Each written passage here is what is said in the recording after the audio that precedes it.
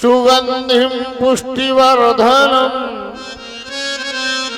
उर्वारुकमिव बन्धनान्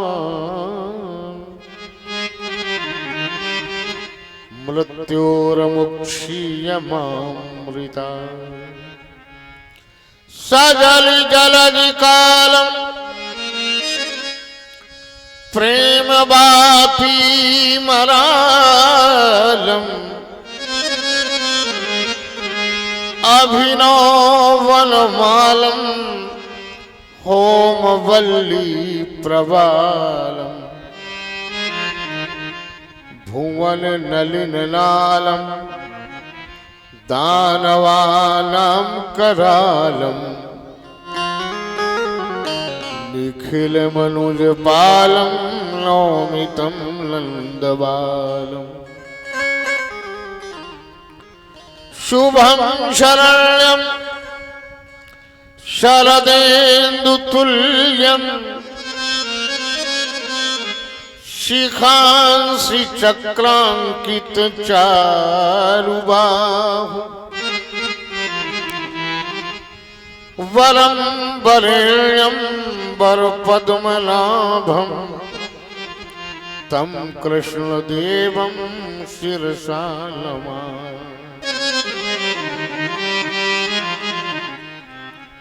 नहीं कलयुग ये कलयुग है, यहाँ करनी कमाले तू वजन पापों का है सिर पर, उसे कुछ भी घटा ले तू। हरिजन बन तो ऐसा बन कि हरि सुमिरन की हद कर दे, भजन के ताल से यमराज का खाता भी रद्द कर दे।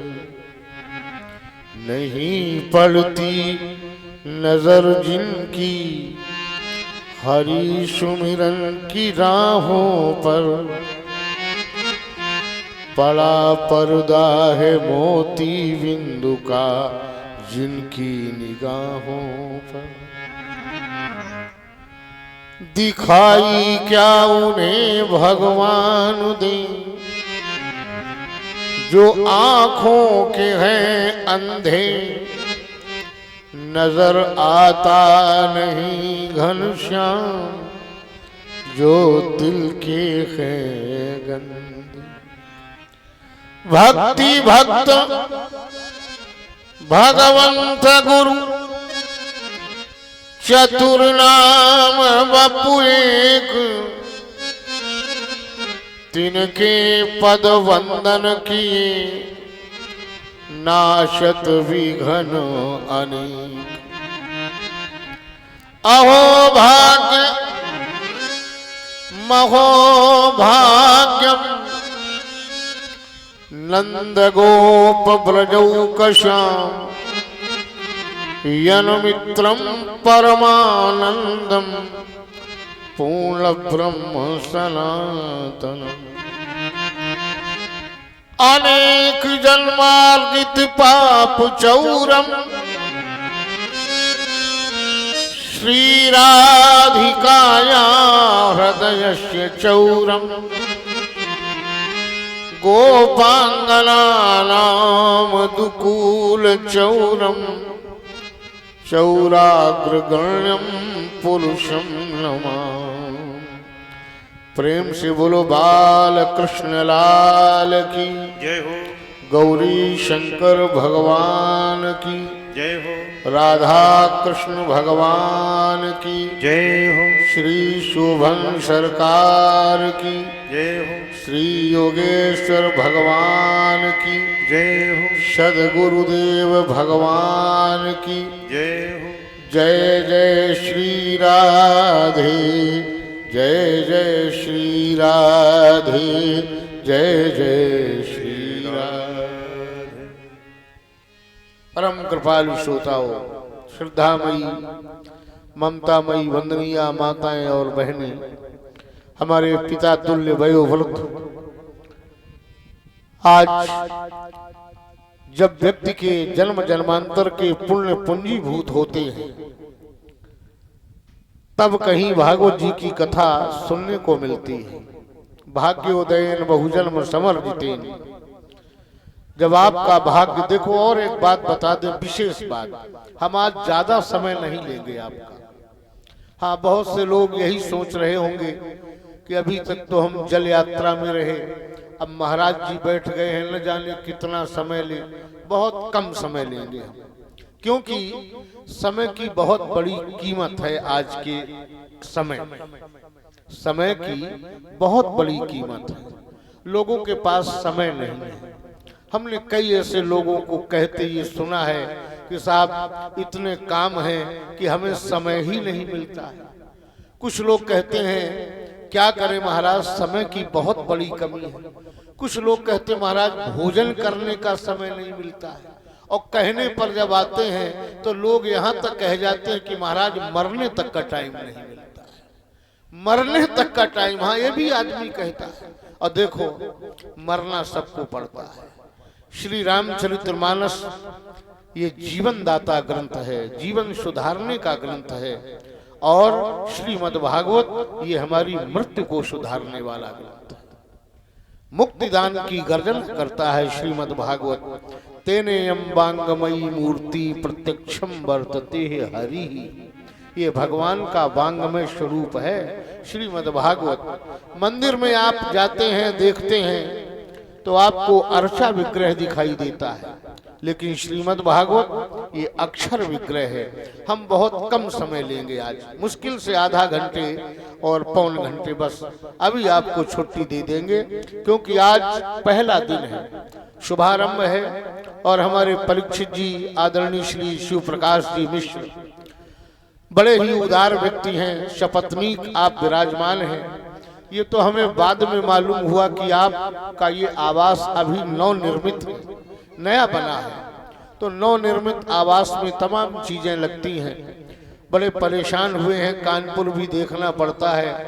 और यहाँ ये पूर्वजों के निमित्त श्रीमद् भागवत जी की मोक्षदायिनी पावन कथा श्री शंकर जी महाराज की छत्र छाया में उनके चरणों में बैठ करके भुवन पावनी गौरव गाथा का श्रवण लाभ आप लोग ले रहे हैं। साप्ताहिक ज्ञान यज्ञ सम्मेलन ये चलेगा आपके यहाँ कल 1 बजे से लेके और हर इच्छा तक सायंकाल 6 बजे तक श्रीमद् भागवत जी की कथा आपको सुनने को मिलेगी।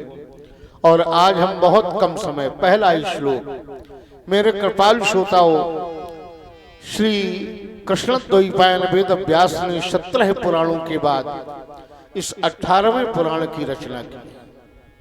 कृष्णद्वैपायन 6 अध्याय के महात्म की आज कथा है। सच्चिदानंद रूपाय विश्वोत्पत्त्यादि हेतवे तापत्रय विनाशाय श्री कृष्णाय वयं नमः।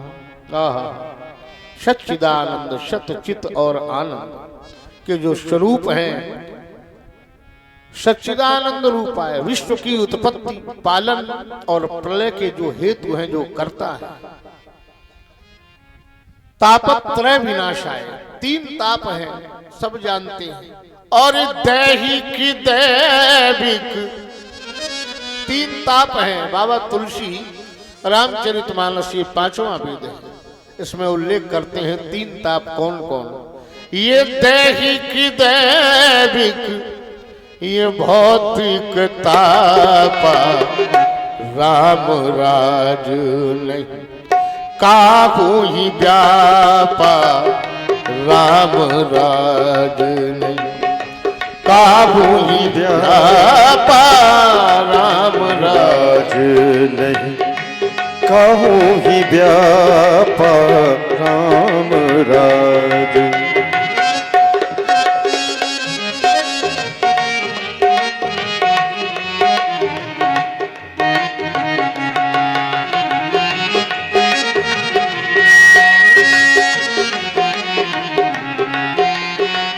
अब दैहिक दैविक दैहिक दैविक और तीसरा भौतिक।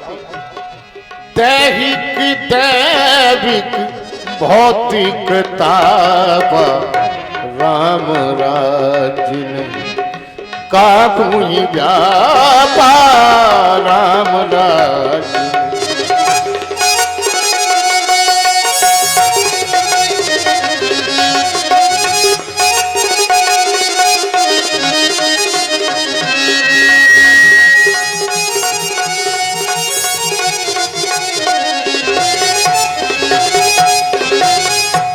दैहिक दैहिक ताप आप जानते हैं किसे कहते हैं?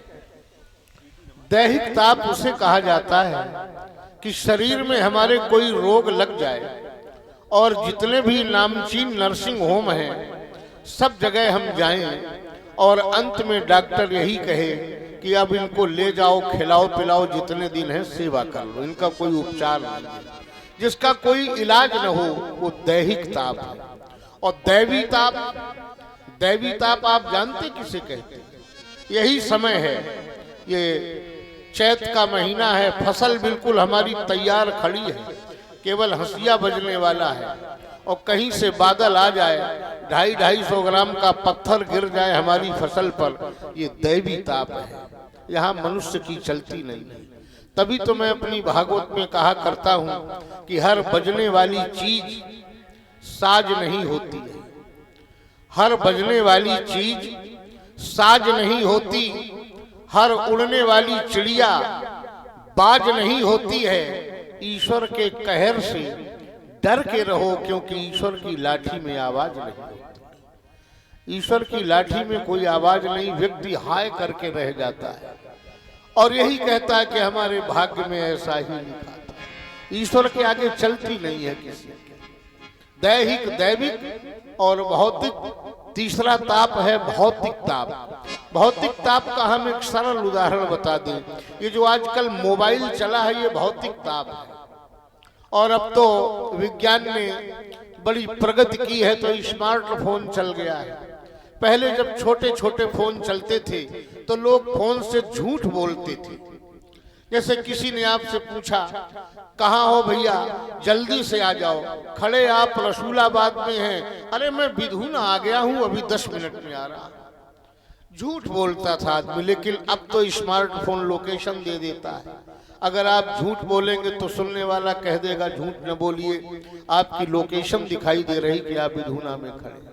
ये भौतिक ताप है। और एक बात बताएं, मनुष्य तो मोबाइल से बात करते ही, पशु भी अब मोबाइल से बात करते हैं। पशु, मैंने कुत्तों को मोबाइल से बात करते हुए देखा है। मैं इलाहाबाद जा रहा था, एक कार्यक्रम में रोडवेज बस से यात्रा कर रहा था। हमारे आगे एक पढ़ी लिखी संभ्रांत महिला बैठी थी, वेल अप टू डेट। उसका फोन आया, उसने रिसीव किया और ओपन कर दिया फोन।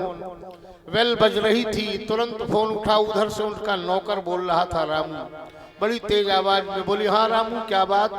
रामू ने कहा मैम साहब आपका डॉगी बिस्किट नहीं खा रहा। डॉगी माने कुत्ता, जर्मन शेफर्ड। आपका डॉगी बिस्किट नहीं खा रहा है। मैम साहब ने कहा रामू जरा डॉगी के कान में फोन लगाओ। तुरंत रामू ने डॉगी के कान में फोन लगाया और बोली बेटा डॉगी। मैं बड़ा आश्चर्यचकित हो गया कि जब ये कुत्ते को बेटा कहेंगी तो बेटे को क्या कहेंगी। कह रही थी बेटा डॉगी, हम जानती हैं हमारा अभाव तुम्हें साल रहा होगा, खल रहा होगा। मैं एक जरूरी मीटिंग में जा रही हूँ इलाहाबाद, अभी 2 घंटे में आऊंगी और तुम्हारे लिए मैं 13 बिस्किट लाऊंगी। 13 बिस्किट जानते हैं आप? 600 रुपए का डब्बा आता है, ये पार्ले जी नहीं है 5 रुपए वाला। 600 रुपए का डब्बा, 13 बिस्किट में लाऊंगी।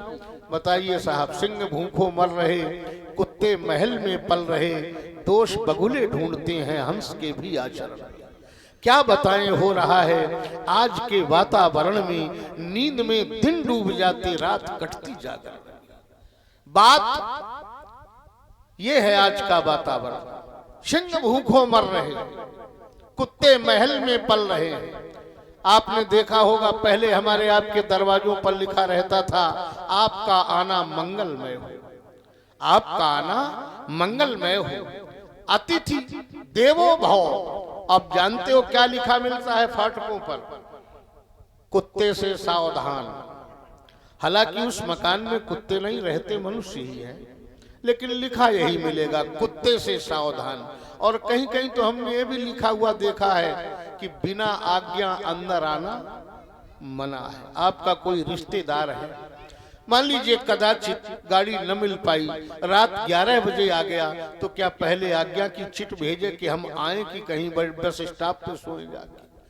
बिना आज्ञा अंदर आना मना है। अरे अतिथि देवो भव, अतिथि देव तुल्य ही है, हमारी संस्कृति है, हमारी कल्चर है।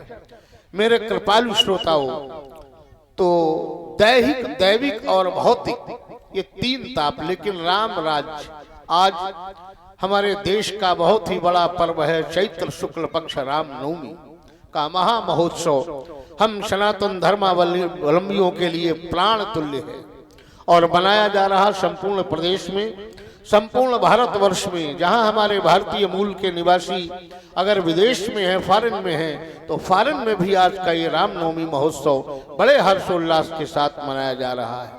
हम लोग भाग्यवान हैं। हाँ, बच्चे लोग शांत हो जाओ बेटा, बैठो 7 दिन। अब 7 दिन बच्चों की बड़ी आफत है और बच्चे मानेंगे नहीं। देवियां हमारी लेके आएंगी और लाना भी चाहिए, ये कथा तो बच्चों की है, लाना चाहिए। देखिए, बच्चों को कभी धन नहीं देना चाहिए। बहुत से लोग इसीलिए धन कमाते हैं कि हम जाएंगे तो जाने के पहले हम बच्चों को कुछ 10, 20, 50 लाख, करोड़, 2 करोड़ रुपए दे जाएं। भाई देखो, बच्चे अगर आपके पुत्र सुपुत्र हैं तो आप कुछ भी न दीजिए, वो सब पैदा कर लेंगे। और बेटा अगर आपका पुत्र कुपुत्र है तो चाहे जितना दे के जाओ, सब माटी में मिला दें। देखिए, आप बच्चों को दे के जाएं संस्कार। संस्कार वो दौलत है जिससे दौलत पैदा की जाती है। संस्कार वो पूंजी है जिससे स्वयं आप दौलतमंद बन सकते हैं। भाग्य में अगर होगा आपके, रात दिन कमाने के चक्कर में मत रहिए। धन भी कमाना चाहिए आदमी को, धन ही नहीं कमाना चाहिए। ही और भी में बड़ा अंतर। बहुत से लोग धन ही कमाने के चक्कर में रहते, रात दिन, रात में भी दिन में भी इतने काम हैं। रात में टॉर्च लिए कहाँ जा रहे? बोले विधुना तक जा रहे, अभी आ रहे। बड़े सवेरे जाड़े में कोहरे में चले जा रहे, कहाँ? बोले कहीं नहीं, यहीं गंज तक जा रहे, अभी आ रहे। दोपहर में लपट में, जून के महीने में छाता लगाए, पैरों में चप्पल, और जलती धूप में कहाँ जा रहे हो? जरूरी काम। इतने काम है आदमी के पास, इतने काम है कि काम से जाते जाते हुए काम ही से चले जाते। सारा जीवन चला, जिंदगी जब तक रहेगी फुर्सत न होगी काम से। कुछ समय, मैं ये नहीं कहता हूं कि सब समय, कुछ समय ऐसा निकालो, प्रेम कर लो राम से। ये जीवन आपको जिसने दिया है उसकी बड़ी दया है, और दया का उल्टा हम करें तो हमें उसकी याद होनी चाहिए। कथा बहुत थोड़ी कहेंगे, इसलिए कहेंगे हम कि हमारा एक स्वभाव है, 3, साढ़े 3, 4 घंटे से ज्यादा हम कथा नहीं कहते। वैसे कथावाचक तमाम ऐसे हमारे यहाँ देश में विद्वान हैं कि अगर उन्हें माइक मिल गया तो फिर वो छोड़ना पसंद नहीं करते। जैसे रामलीला आपने देखी होगी, रामलीला में जो रावण बाणासुर होते हैं ना, वो फिर इतना बोलेंगे कि समिति वाले पहुंचेंगे, बोले महाराज अब थोड़ा सा कम कर लीजिए, वो जनक जी का विलाप भी होना है, परशुराम। तब वो अच्छा आप नहीं मानते हो तो चलो यहीं से मैं विश्राम करता हूं। ऐसे ही कथावाचक भी माइक। हमें एक बात याद आ गई, एक क्षण की आप सुन लीजिए। एक बहुत बड़े वक्ता थे, बड़े ध्यान से सुनना, कोई हल्ला भरभर न मचाना भैया लोग। एक बहुत बड़े वक्ता थे, एक हॉल बुक कराया गया। उस हॉल में लगभग 5000 लोगों के बैठने की क्षमता थी, 5000। वक्ता महोदय से कहा गया कि कल आपका स्पीच होगा महामहिम। वक्ता बड़े प्रसन्न। क्यों? वक्ताओं को हमेशा जनता की, कि जनता मिले हम बोलना शुरू करें, फिर रुकते नहीं है ये वक्ता लोग ना। वक्ता महोदय बड़े प्रसन्न, दूसरे दिन पहुंच गए, वक्ता विराजमान। अब पूरा हाल खाली, श्रोता के नाम पर केवल एक आदमी, एक व्यक्ति बैठा था, श्रोता। अब वक्ता महोदय बड़े दुखी, लगभग आधा घंटे 20 मिनट इंतजार किया कि और लोग, लेकिन कोई नहीं आया। अब वक्ता महोदय तुरंत माइक से बोले, मैंने तो सुना था कि लगभग 2-3 हजार की भीड़ होगी, बोलेंगे कुछ आनंद आएगा, लेकिन यहाँ तो एक ही श्रोता है। श्रोता हमारे मिश्रा जी की तरह बड़ा बुद्धिमान था। श्रोता उठ के खड़ा हुआ। वक्ता महोदय ने कहा अब एक आदमी को क्या सुनाया जाए। श्रोता खड़ा हुआ, उसने एक टिप्पणी की, एक तर्क दिया। उसने कहा महाराज एक बात बताओ। क्या? बोले किसी घोड़साल में 100 घोड़े बांधे जाते हो और 99 घोड़े कहीं गए हो, एक ही घोड़ा बंधा हो तो क्या एक घोड़े को घास नहीं डालोगे? तर्क में दम थी उसकी। उसने कहा मैं अकेला ही काफी हूं, आप सुनाइए महाराज, हम सुनेंगे। वक्ता महोदय ने कहा चलो कोई बात नहीं। श्रोता बैठ गया, वक्ता ने बोलना शुरू किया। 2 घंटे श्रोता बोलता, वक्ता बोलता रहा, श्रोता वाह वाह करता रहा। अब वक्ता रुकने का नाम न ले। 3 घंटे बीत गए। अब श्रोता बेचारा अकेले, अब वाह की जगह आह निकलने लगा। आह। 4 घंटे वक्ता महोदय रुकने का नाम ही न ले। श्रोता मूर्छित हो गया, गिर गया बेचारा। वक्ता महोदय उतरे, पानी आनी का छींटा लगाया और बोले हम तो बोल ही नहीं रहे थे, वो आपने घोड़ों वाला उदाहरण दिया कि 99 घोड़े कहीं गए हों तो एक घोड़े को क्या घास नहीं डाली जाएगी? तब हमने बोलना शुरू किया। श्रोता ने कहा ये तो आपने ठीक किया, लेकिन अब आपको ये भी तो नहीं करना चाहिए कि 99 घोड़ों की घास आप एक ही घोड़े को डाल दो। अगर ये करोगे तो एक घोड़ा क्या करेगा बेचारा? इतना आपको ध्यान। तो ऐसा ही मेरा स्वभाव, बहुत कम मैं बोलता हूं। मेरे कृपाल श्रोताओं, सच्चिदानंद रूपा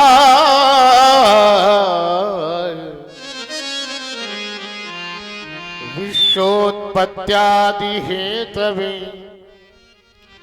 तापत्रय विनाशाय श्री कृष्णाय वयं नुमः।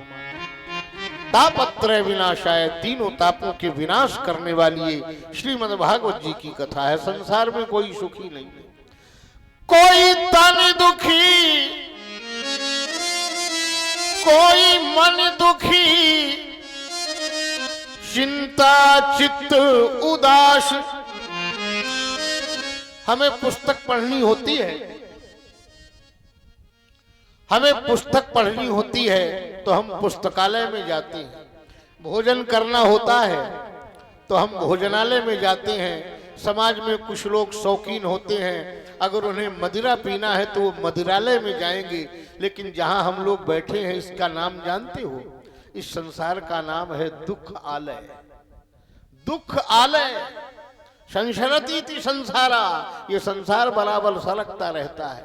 सुबह भोजन बनाओ, शाम को भोजन बासी हो जाता है, दूसरे दिन और बासी होगा खाने योग्य, तीसरे दिन मनुष्य क्या पशु भी नहीं खाएंगे। कोई तन दुखी, आइए आचार्य जी, कोई मन दुखी, धन बिन रहत उदास, थोड़े थोड़े सब दुखी, सुखी राम के दास।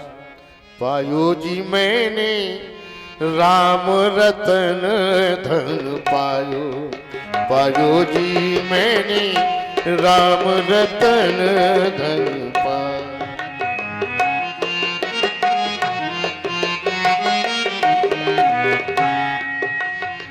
पायो जी मैंने राम रतन धन पायो, पायो जी मैंने राम रतन धन पायो, पायो जी मैंने राम रतन धन पायो, पायो जी मैंने राम रतन धन पायो,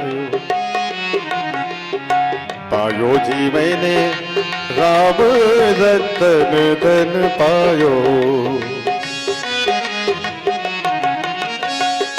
राम रतन धन पायो,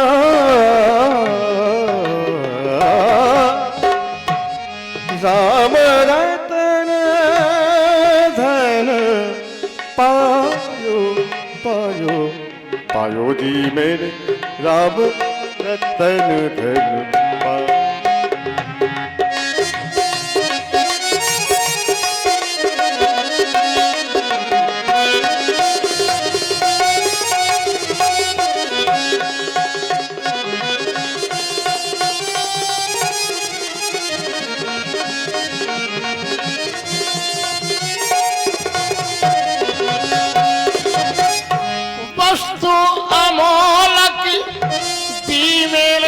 सतगुरु वस्तु अमोलक दी मेरे सतगुरु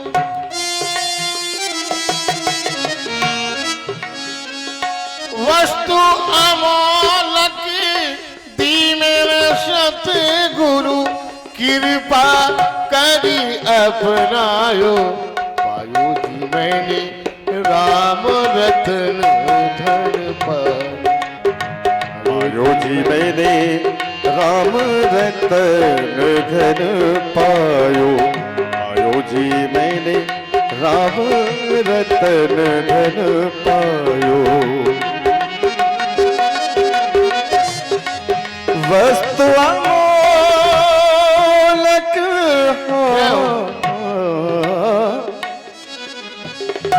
वस्तु अमोलक वस्तु अमोलक दी मोर सत कृपा कर अपनायो। पायो जी मैंने राम रतन धन पायो। पायो जी मैंने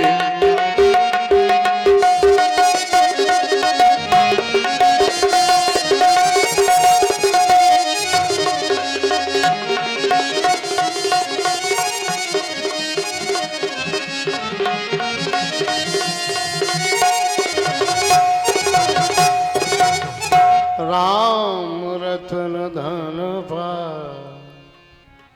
बोलिए बाल कृष्ण लाल की। कबीरा सब जग निर्धना धनवंता नहीं कोय धनवंता सोई जानिए जाके राम नाम धनो। धनवंता सोई जानिए जाके राम नाम धन हो। राम नाम जपने का फल राम ही नाम है और कुछ है ही नहीं। बहुत से लोग राम नाम जप करके भी कुछ चाहते हैं। देखो राम नाम जपने का फल केवल राम नाम। मेरे कृपालु श्रोताओं, ये गांव हमारे लिए बिल्कुल नया है, बिल्कुल नया है। शाहूपुरा हमारे दीपू जी सविता सामने विराजमान हैं, बैठे हैं। और हरिओम भैया ठाकुर साहब हमारे कहाँ हैं, दिखाई भी नहीं दे रहे। अच्छा हाँ, सामने विराजमान है। और हमारे मिश्रा जी, देखो आपके गांव के पास में ही विधुना कस्बा है और विधुना में लगभग 20 वर्ष मैंने सेवा की। श्री रामलीला मंच की एलएस जी हमको बुलाते थे, गुप्ता जी। और यही समीप में रूरू कला है एक गांव। राजा साहब की गढ़ी पर भी हम राम जी का अभिनय करने के लिए आया करते थे। अब तो हमें लगभग 15 साल छोड़े हो गए पाठ। गढ़ी पर मैं राम जी का अभिनय करने आया करता था। हमारे साथ सुरेश जी आते थे, मस्ताना जी आते थे, राम प्रकाश जी आते थे, मुनीश नादान हारमोनियम प्लेयर। लगभग 20-25 साल पहले की बात। लेकिन इस गांव में नहीं आया। क्यों? हमारे अन्न जल का विधान नहीं था। जब अन्न जल का विधान, जब देखिए आपके घर पे अगर पंजाब के आदमी का भोजन बाकी है तो पंजाब का व्यक्ति चल करके आपके घर पर आएगा और भोजन करेगा और चला जाएगा। आपको कराना पड़ेगा। देखिए उर्दू के शायर ने कहा है कि बहर सूरत जमानत जिंदगी की साथ लाते हैं, वो पौधे मर नहीं सकते जो मिट्टी साथ लाते हैं। किसी को भोजन करा के कभी भी नहीं तराना, क्योंकि जहां में आने वाले अपनी रोटी साथ लाते हैं। जहां में आने वाले अपनी रोटी साथ लाते हैं। ये मिश्रा जी के यहाँ ज्ञान यज्ञ सम्मेलन हो रहा है।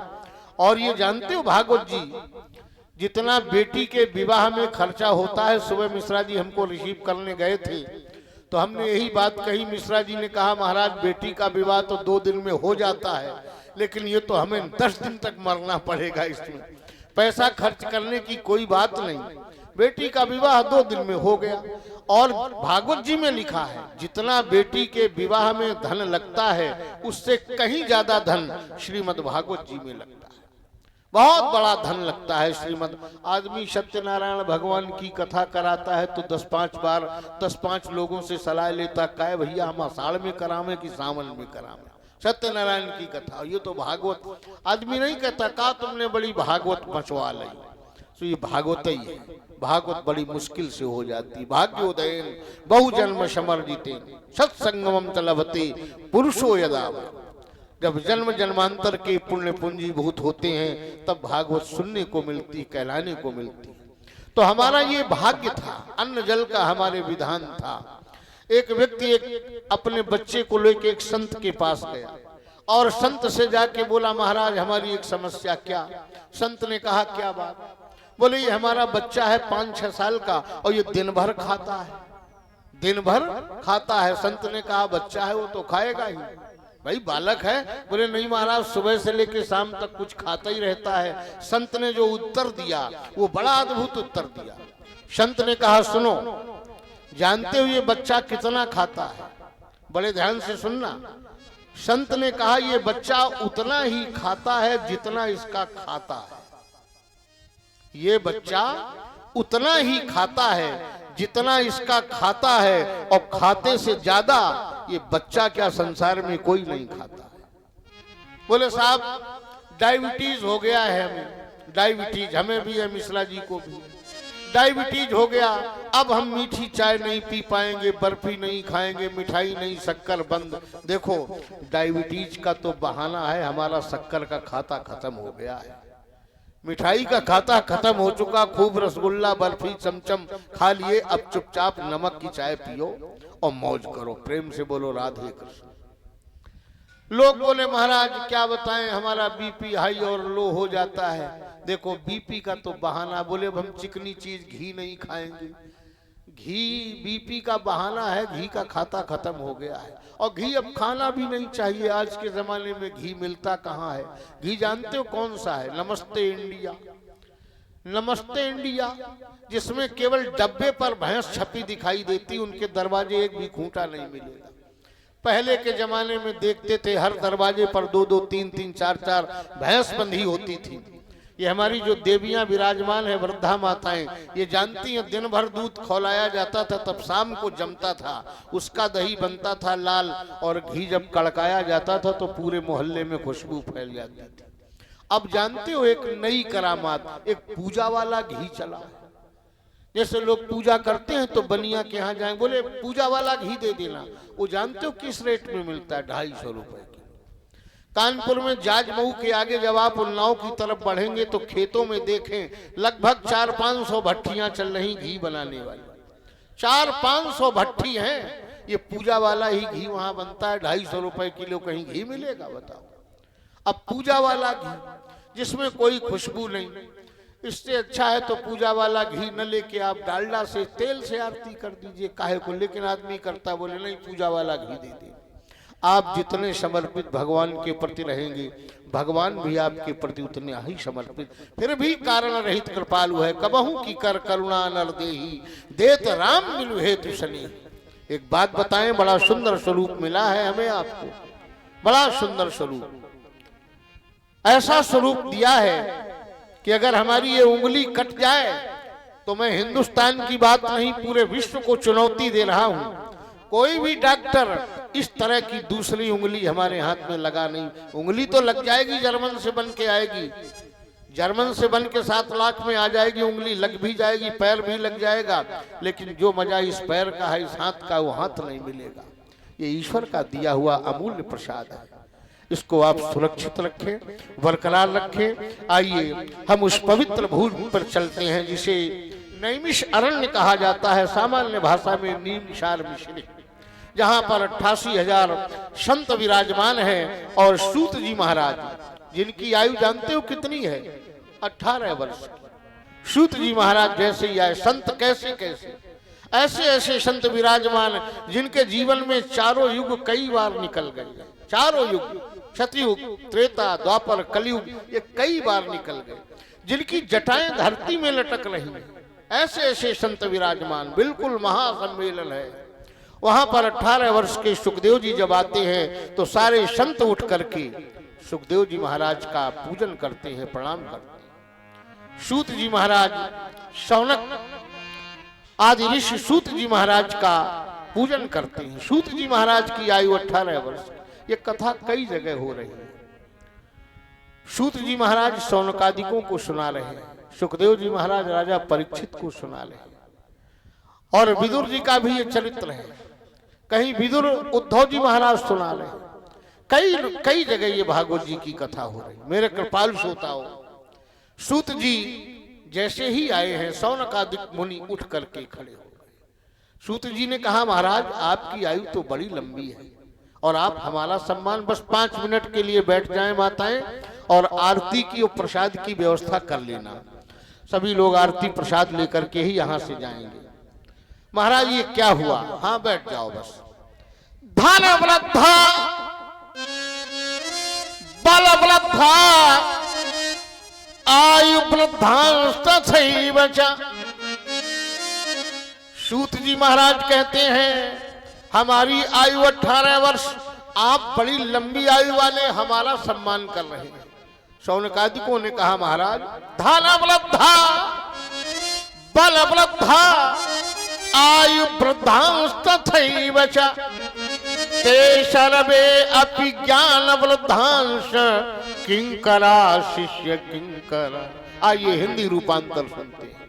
कोई धन में बड़ा होता है, कोई बल में बड़ा होता है, धन वृद्धा बल वृद्धा, कोई आयु में बड़ा होता है, लेकिन सच्चे अर्थों में वे बड़े हैं जो ज्ञान में बड़े हैं। शौनकादिकों ने कहा, महाराज अज्ञान ध्वांत विध्वंसी कोटि सूर्य सम प्रभा। आपका ज्ञान एक सूर्य नहीं, कोटि सूर्य, करोड़ों सूर्यों के बराबर है। हमारे अज्ञान रूपी अंधकार को दूर करने के लिए, ढकने के लिए। अज्ञान ध्वांत विध्वंस कोटि सूर्य सम प्रभा सूताख्या ही कथा सारम मम कर्ण रसायन।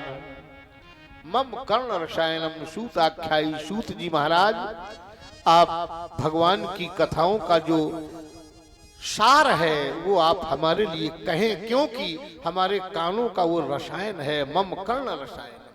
यहीं से सूत जी और शौनक जी महाराज का प्रश्न उत्तर आरंभ होता है। आज हम यहीं पर विश्राम दे रहे हैं। ये सब लोग थक गए, बहुत थके हुए हैं, देवियां बहुत थकी हैं, और हमारे भैया लोग पूरे गांव का भ्रमण किया है। मैं तो नहीं जानता कितना बड़ा गांव है, लेकिन समय कालखंड से ऐसा लगा कि काफी यात्रा की है। आइए अब हम आचार्य जी से निवेदन करेंगे कि आरती जलाएं, और हमारे परीक्षित जी और भैया लोगों के द्वारा आरती होगी। देखिए हरिओम भैया प्रसाद की भी व्यवस्था करके आ गए हैं। मेरे कृपालु श्रोताओ, हाँ आज कम समय, कल 1 बजे हमारे प्रहलाद भूषण जी जो आपके यहाँ आर्गन प्लेयर हैं, बहुत अच्छे गायक हैं आप, और हमारे अभिषेक जी जो तबला वादक हैं, ये बहुत अच्छा तबला वादन का कार्य करते हैं हमारे अभिषेक जी। और हमारे आचार्य पधार चुके हैं श्री माधव कृष्ण जी अवस्थी, और ये हमारे आचार्य भैया जो आपके सामने खड़े हैं, इनका शुभ नाम मैं नहीं जानता, लेकिन ये बड़े सुंदर प्रशांत जी। वाह, प्रशांत, शांत ही नहीं है, प्रशांत है, प्रशांत आत्मा जितेंद्री। वाह क्या कहना। आइए हम वैदिक आरती के साथ साथ श्री प्रहलाद भूषण जी से निवेदन करेंगे। सभी लोग खड़े हो जाएं, सभी लोग आरती में सम्मिलित होंगे।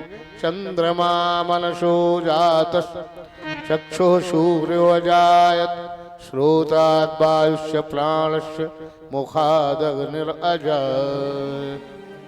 आइए सभी लोग आरती सुनते। भगवत भगवान की ये आरती, श्री भागवत भगवान की ये आरती, जय हो। पापियों को पाप से है तारती।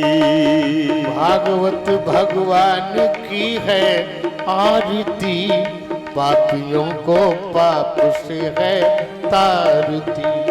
पापियों को पाप से है तारती। पापियों को पाप से है तारती।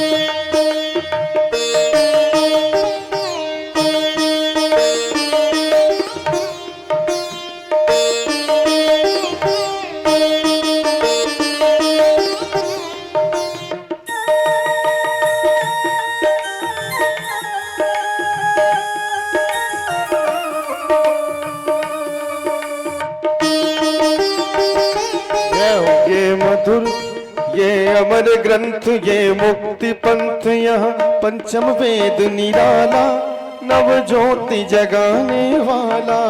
ये अमर ग्रंथ ये मुक्ति पंथ ये पंचम वेद निराला नव ज्योति जगाने वाला। नव ज्योति जगाने वाला, नव ज्योति जगाने वाला, नव ज्योति जगाने वाला। हरि नाम यही हरि धाम यही, हरि नाम यही हरि धाम यही, हरि नाम यही हरि धाम यही, जग के मंगल की आरती, पापियों को पाप से तारती। भागवत भगवान की है आरती, पापियों को पाप से है तार।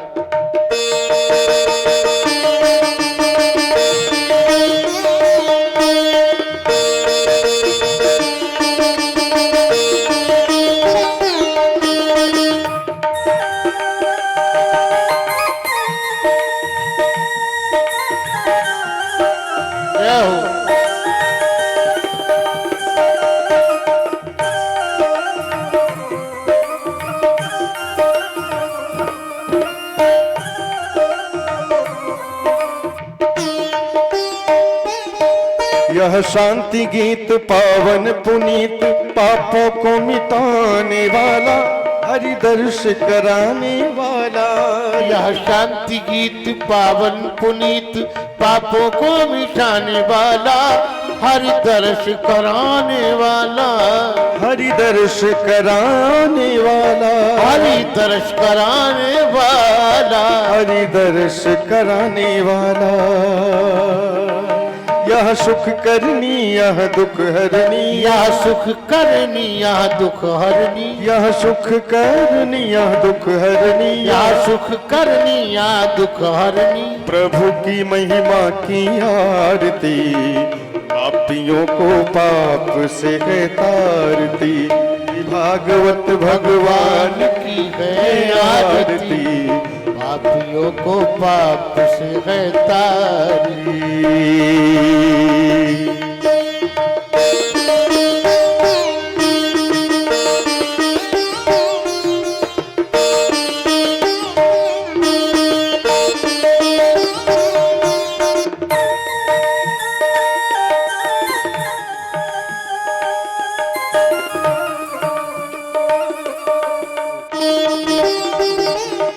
यह मधुर बोल मगपंथ खोल, सदमार्ग बताने वाला, बिगड़ी को बनाने वाला। यह मधुर बोल मधुवंत खोल शतमार्ग दिखाने वाला, बिगड़ी को बनाने वाला। यह मधुर बोल मगपंथ खोल, सदमार्ग बताने वाला, बिगड़ी को बनाने वाला। यह सन्मार्ग दिखाने वाला, बिगड़ी को बनाने वाला, बिगड़ी को बनाने वाला। श्री राम यही घनश्याम यही, श्री राम यही घनश्याम यही, श्री राम यही घनश्याम यही, श्री राम यही घनश्याम यही। श्री मधुसूदन की आरती, पापियों को पाप से है तारती। भागवत भगवान की है आरती, पापियों को पाप से है तारती, पापियों को पाप से है तारती। कर्पूरगौरम करुणावतारम, संसार सारम भुजगेन्द्रहारम, सदा वसंतम हृदयारविंदे त्वं भवानी सहितं नमामि। त्वमेव माता च पिता त्वमेव, त्वमेव बन्धु च सखा त्वमेव, त्वमेव विद्या द्रविणं त्वमेव, त्वमेव सर्वं मम देव देव, त्वमेव सर्वं मम देव देव। ओम जैन जजमय जंत देवस्थानि धर्माणि व्रतमन्यासन्ना ते हनाकं महिमानाः सचञ्चित् पूर्वे साध्याः सन्ति देवा हरि ओम एकदन्ताय च विद्महे वक्रतुण्डाय च धीमहि तन्नो दन्ति प्रचोदयात्। हरि ओम अंजनीसुताय च विद्महे वायुपुत्राय च धीमहि तन्नो हनुमत् प्रचोदयात्। हरि ओम नंदनंदनाय च विद्महे गोपकुमाराय च धीमहि तन्नो कृष्ण